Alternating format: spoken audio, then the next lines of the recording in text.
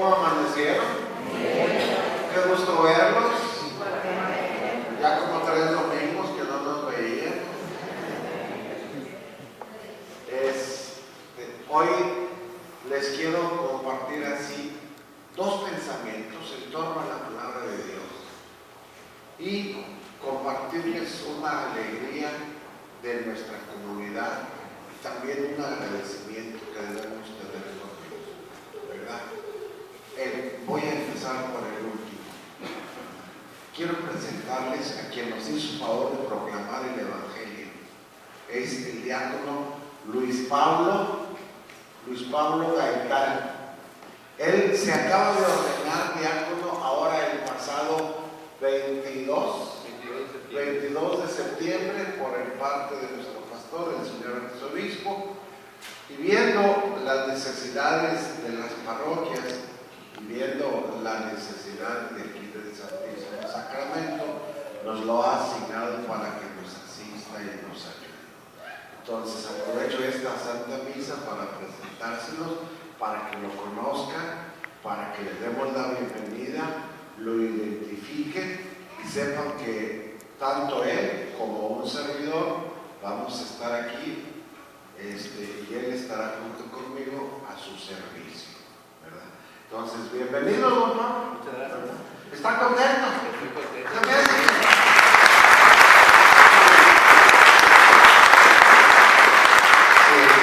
De veras, le agradezco mucho a Dios nuestro Señor y a nuestro señor arzobispo que se haya fijado en esta comunidad, ¿verdad? Y que nos haya enviado un servidor, ¿verdad? Porque esa es, de hecho, la traducción literal de diácono, el servidor, ¿verdad? Que nos ayude en la conducción de esta comunidad, de ustedes, hacia Dios. Sobre todo en la predicación de la palabra, ¿sí? Y sobre todo en la asistencia en la Santa Misa y en algunas otras tareas, ¿verdad?, propias de la comunidad. Por ejemplo, las tareas de la evangelización, del acompañamiento a los grupos parroquiales, a los coros, a los catequistas, a nuestros jóvenes, a nuestros ministros, a nuestra adoración nocturna, pero con toda confianza, ¿verdad?, para que acudamos a él también cuando tengamos alguna necesidad, algún retiro espiritual, en la formación de los retiros de Adviento, de Cuaresma, las pláticas, en fin, todo lo que es evangelización. Entonces, servicio al altar, servicio a la mesa, a la predicación, distribución de la comunión, asistencia en la liturgia al sacerdote que preside, o él presidirá también algunas celebraciones de la palabra, pero de veras quería yo aprovechar esta oportunidad para presentárselos y que le demos la bienvenida. El otro sábado vamos a hacer un convivio. Lo habíamos pensado para el jueves, pero el jueves es día primero, hoy viernes es día 2, día de los fieles difuntos. Mejor el sábado después de la Santa Misa, están cordialmente invitados para que nos juntemos a convivir, a hacer un convivio, para que los saluden bien, lo traten, ¿verdad? Y a comer pues unos tamalitos, unos refrescos. A ver qué tal me quedan los tamales. Entonces, está cordialmente invitado. Muchas gracias. Pues yo creo que está también a nuestra disposición. Claro que sí, quiero agradecerle al Padre que me haya aceptado aquí en su comunidad. Mi deseo es servirles en lo que pueda apoyarlos en todo lo que ha dicho el Padre. Diácono pues es un servidor, la diaconía es el servicio y gran parte de nuestro ministerio es el servicio. Como diácono permanente, sí, quiero comentarles que como diácono permanente soy una persona casada. El diácono permanente fue retomado en el Concilio Vaticano II y desde ahí poco a poco se ha ido dando a conocer más en la iglesia. En nuestra iglesia ya tiene más de 15 años que tenemos diáconos permanentes en la arquidiócesis somos casados, todos somos casados, y pues estamos con la idea de servir. Ese es nuestro compromiso con la iglesia, y al igual que el sacerdote debemos obediencia a nuestro obispo. Él ha querido que venga acá, y con mucho gusto pues estoy para servirles. Digo, por si alguna vez me ven con mi esposa, no vayan a decir, oye, padre, anda, porque a veces creen que uno es sacerdote. No, no soy sacerdote, soy un diácono permanente. No soy sacerdote. Y estoy casado. Por si alguna vez me encuentran acá con mi esposa, con mi familia, no tenemos besos. Sepan ustedes que soy un hombre casado, dedicado también, entre mi hogar y mi servicio a la iglesia. Muchas gracias.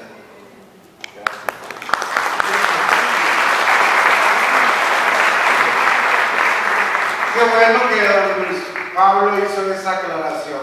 Acuérdense que el orden sacerdotal está dividido en tres: en el diaconado, en el presbiterado y en el episcopado. El diaconado es en dos líneas, dos estatus.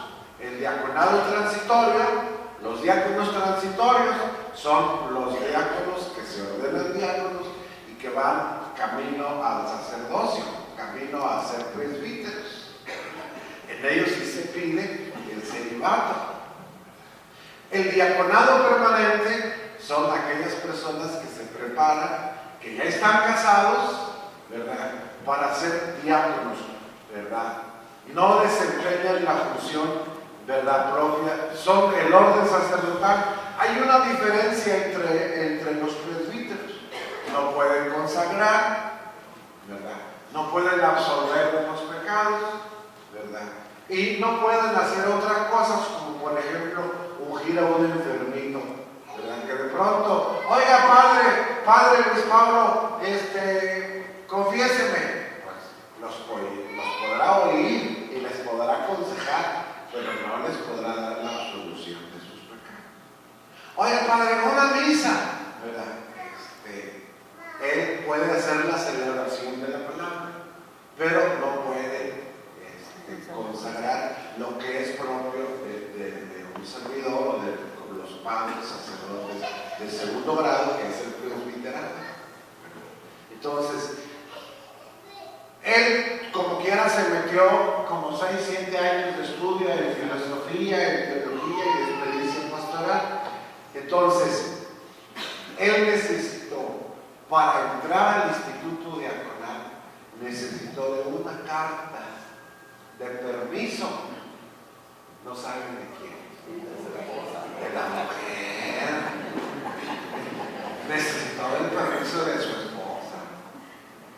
Y lo tuvo que poner por escrito su señora, donde ella estaba de acuerdo.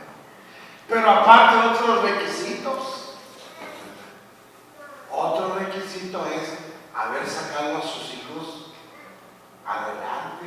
Él tiene sus hijos ya grandes, profesionistas todos, ¿verdad?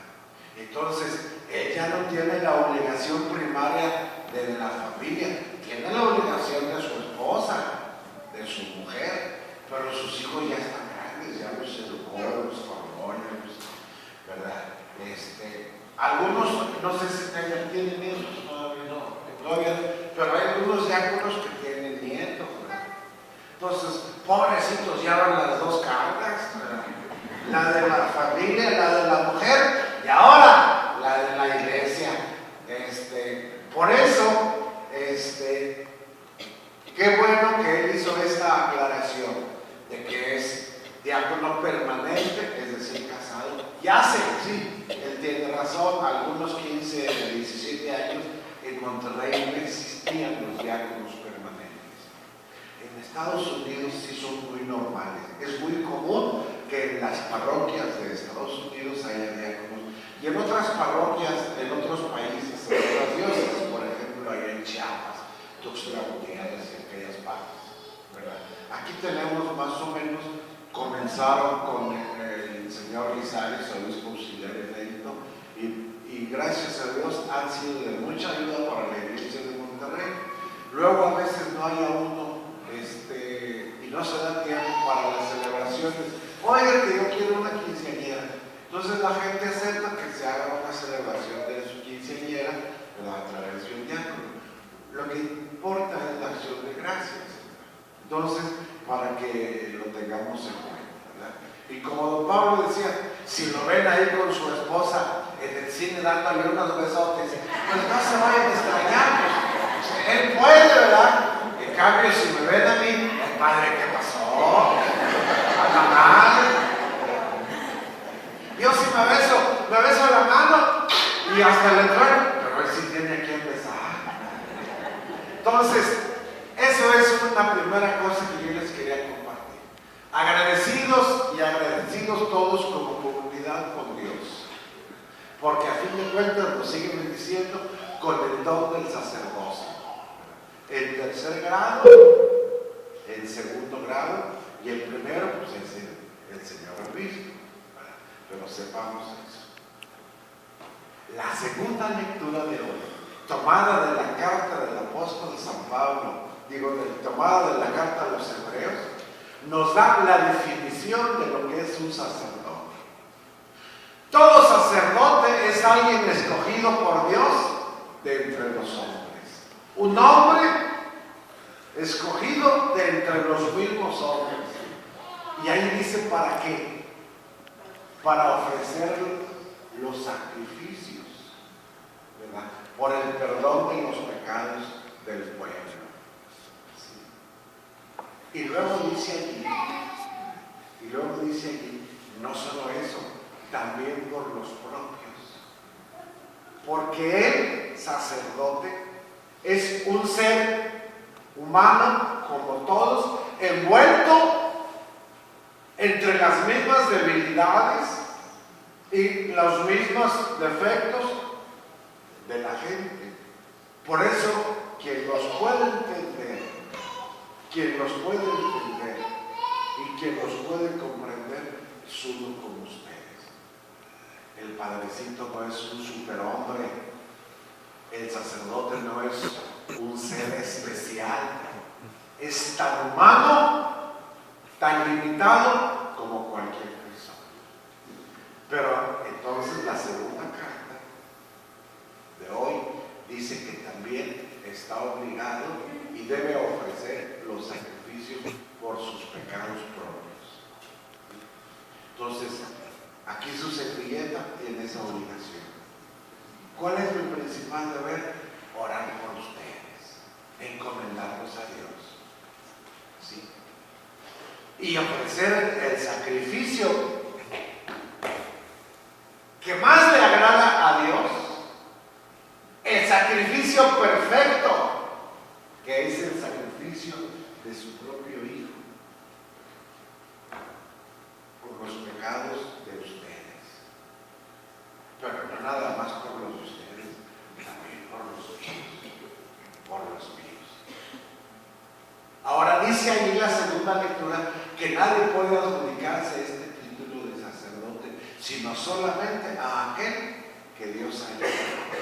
Ahí lo dice bien clarito. Si vuelven a leer la segunda lectura, dice bien clarito, ¿verdad?, que solamente al que Dios ha llamado a ser su sacerdote, a ejemplo del único pastor que es Cristo Jesús, sumo sacerdote como Melquisedec. ¿Verdad? Gracias a Dios que lo puedo hacer. Puedo ofrecerle a Dios el sacrificio. Podemos ofrecerle a Dios flores, traerle una danza, dinero, veladoras. Podemos ofrecerle venir de rodillas. Podemos ofrecerle mil cosas. Pero el sacrificio que más le agrada, no quiere decir que Dios desprecie o no acepte los demás ofrendas y sacrificios, pero el sacrificio que lo encierra todo es el sacrificio de su Hijo ofrecido en el altar como cuerpo y sangre de Cristo que nos da la vida eterna. nadie puede hacer eso, sino solamente aquel que es llamado por Dios. ¿Sí? Indignamente. Entonces es mi primer trabajo, orar por Dios. Orar por Dios. Orar por ustedes ante Dios. Encomendarnos a Dios. Por eso cuando el Padre dice oremos, la oración colecta recoge todas las intenciones y necesidades y peticiones que la gente trae en su corazón para ofrecerlas a Dios. Y qué bueno que ahora ya no estoy solo.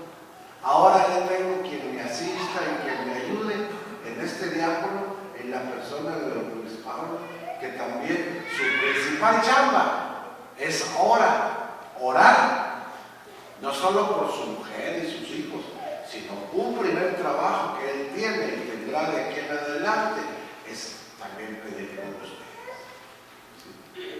Encomendarlos a Dios y ayudarme y asistirme en ofrecer ese sacrificio que más le agrada a Dios, eucarístico, ¿verdad? Pero también por los pecados de él y los de sus hijos y los de su esposa, ¿verdad? Pero que también él es un pecador igual que yo, ¿verdad que sí? Entonces, ese es el principal, ¿verdad?, objetivo del diácono y de un sacerdote. Ese es el segundo pensamiento que yo les quería decir. Y el otro, el primer pensamiento que les mencioné, es a propósito del Evangelio. Se trata del Evangelio de un ciego que se llamaba Bartimeo y que estaba a la orilla del camino. ¿Y qué hacía ese ciego, don José? Pedir limosna. De pronto oyó que el que iba pasando era Jesús y le gritó: Jesús, hijo de David, ten compasión de mí. Dice allí que la gente lo callaba, pero que mientras más lo callaban, gritaba más fuerte. Y luego Jesús lo llama y dice que se acercó a Jesús y Jesús le pregunta: ¿qué quieres que haga por ti? Fíjense, el ciego no era tonto, era listo el cieguillo ese.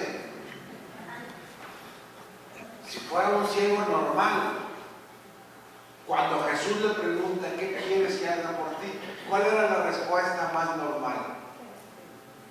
Dame una moneda. Pues a eso que le dijo: dame dinero. Pero no le pidió dinero. Dijo: Señor, que vea. Le pidió la lista. Otro ciego a lo mejor le hubiera pedido dinero, pues a eso se dedicaba, a pedir dinero. Pero le dijo: Señor, que vea. Y luego le dijo Jesús: que sea conforme a tu fe. Era tanta la fe de aquel hombre que Dios le hizo el milagro. Jesús le hizo el milagro de devolverle la lista. Sí, de devolverle la lista. Y luego termina por ahí el Evangelio, serán las últimas palabras donde dice que se fue a su casa muy contento. ¿Sí o no? Se puso a seguirlo. ¿Por dónde se puso a seguirlo? Por el camino. O sea, él siguió a Jesús. Eso es lo que dice el Evangelio. Apliquemos esto a nosotros. Apliquémoslo a nuestra vida. Yo lo pienso para mi vida personal y ahora lo pienso para el diácono. ¿Sí? Y piensen ustedes para su vida personal, familiar, etc.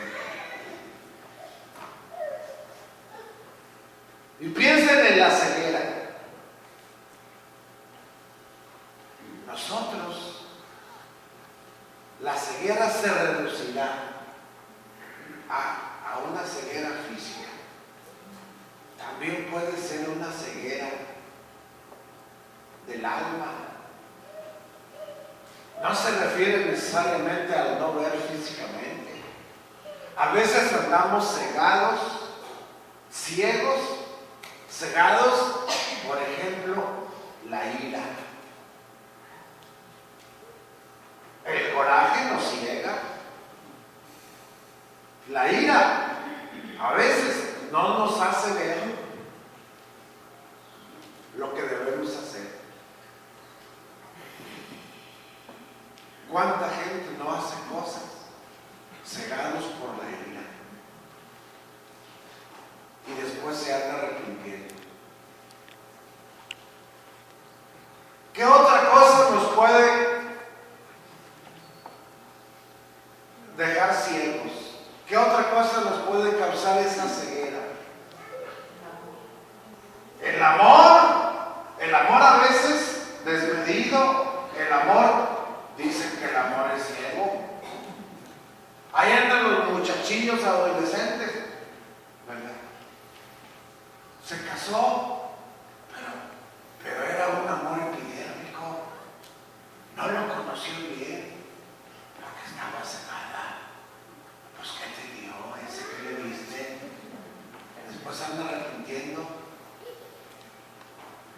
Pues estaba chiquilla, tenía 17 años.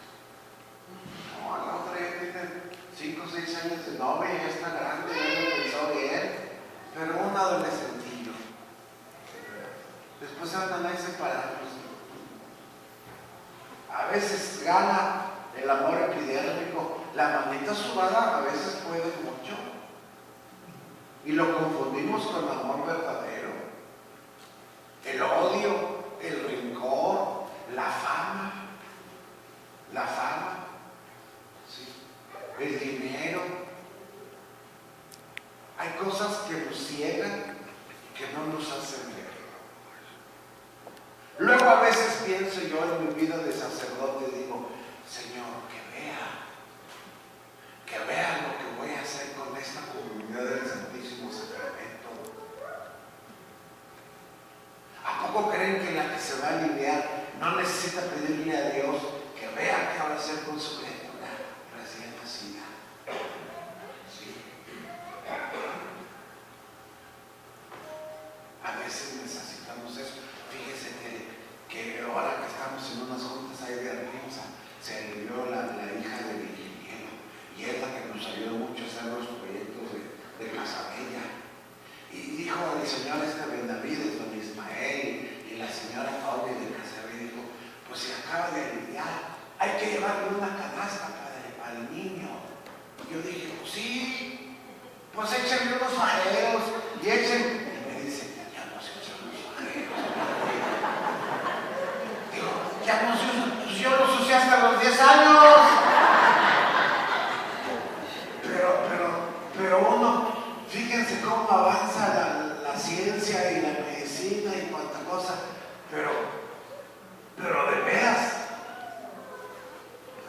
yo no sabría qué hacer con un niñito recién nacido como papá. O con las mamás que se alivian por primera vez que tienen su primer bebé. Necesitan. O uno que desocupa, un desempleado, alguien que perdió su trabajo, o uno que se va a pensionar, o uno que ya está pensionado, ya va a estar todo el santo día en la casa. ¿Sí? ¿Qué voy a hacer ahora que ya voy a estar aquí todo el santo día en la casa? Como el refrigerador, nomás no van a sacar la vuelta, ¿verdad?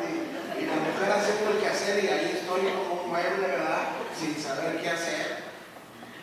Anoche les predicaba esto a Paco y a Tere, que se casaron de aquí de la comunidad de los malfitanos, ¿verdad? Y les decía, necesitan pedirle a Dios que les haga ver qué van a hacer con su nueva vida de casados. Cuando lleguen su hijo, cuando lleguen sus hijos. Y así el que esté enfermo en la clínica 6, Señor, ¿qué voy a hacer ahora que estoy con esta enfermedad? ¿Qué debo hacer?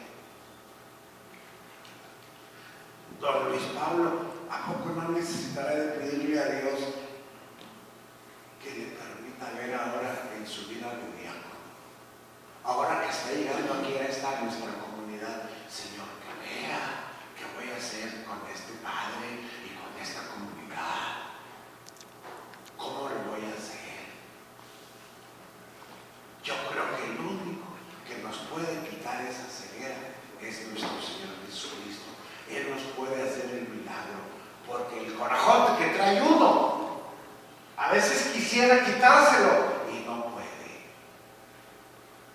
A veces nos gana más el corazón, a veces nos gana más la emotividad y no queremos ni sanar, ni que Dios nos quite la venda que nos tapa para poder ver. Dígame.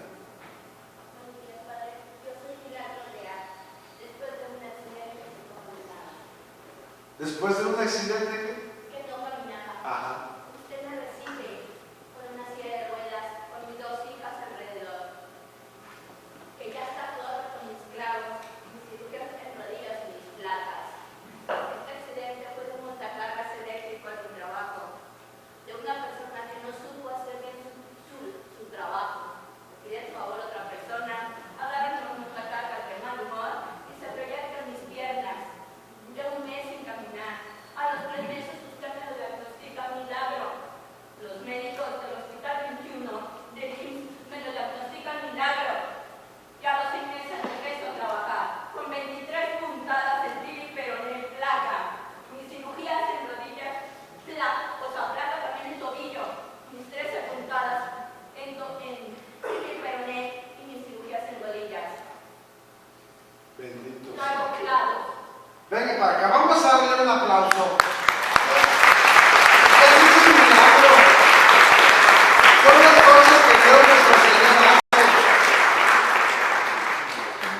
Y tengo 37 años viviendo en la colonia Nuevo Periférico, atrás de la Clínica 6. Muchos de ustedes aquí de la colonia me conocen desde niña, desde que tengo 8 años. Que son mis vecinos, mis amistades, mis amigos, fueron a verme a mi casa. Como una de ellas es Mónica, iba a llevarme la hostia a mi casa, la que vive aquí enfrente de la iglesia.